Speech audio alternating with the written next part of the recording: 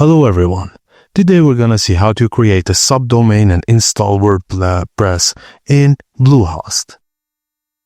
Log into Bluehost. In the left-hand navigation menu, click on Hosting tab.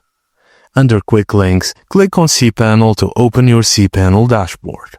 In cPanel, find the Domains section and click on the Domains icon to manage your domains. In the domain field, enter the desired subdomain name and check the box that says Share Document Root and choose a directory where your subdomain's website files will be stored. It's a good idea to name this directory after your subdomain. Then click Submit to create it. Your subdomain should now be created and you can begin uploading files to the directory you just created for it. Thank you for watching, and please don't forget to like and subscribe for more.